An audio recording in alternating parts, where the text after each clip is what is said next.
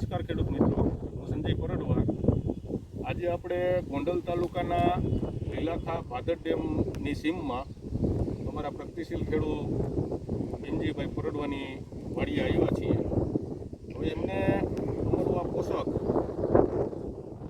4 દિવસ પહેલાં આ મગફળીમાં 8 સ્પ્રે કરેલ છે. પોષકની સાથે ફેરસ સલ્ફેટ પંપે 100 ગ્રામ અને 50 થી 60 ml પોષક નાખેલું હતું. માત્ર 8 જ ઓરની અંદર સ્પ્રે કરેલ છે. એમાંથી સારો વરસાદ હોવાને કારણે પીરી પડી ગઈ હતી બરાબર, અને ગ્રોથ પણ અટકી ગયો હતો. અત્યારે આપણે ખેડૂતના મુખેથી જ પોષકનું રિઝલ્ટ કેવું છે એ સાંભળીએ. બરાબર, તો બેનજીભાઈ, તમારું ગામનું નામ અને મોબાઈલ નંબર પહેલાં. મારું નામ બેનજીભાઈ બચુભાઈ પરડવા, ગામ લીલાખા, મોબાઈલ નંબર 99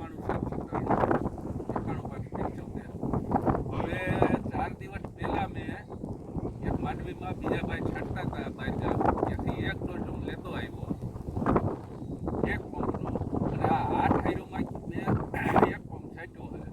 તમે બાકીની જોઈ શકો છો, 8 હાયર પછી બધી પીળી જ છે. એટલે 8 હાયરમાં 70 ml જેટલું પોષક નાખ્યું અને ફેરસ નાખ્યું.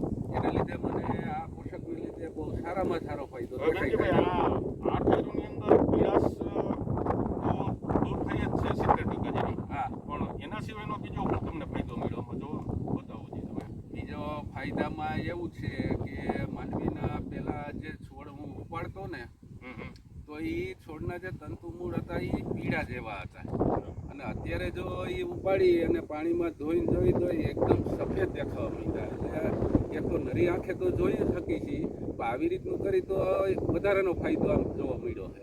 હવે તમે આ કેટલી મગફળીમાં સ્પ્રે કરશો?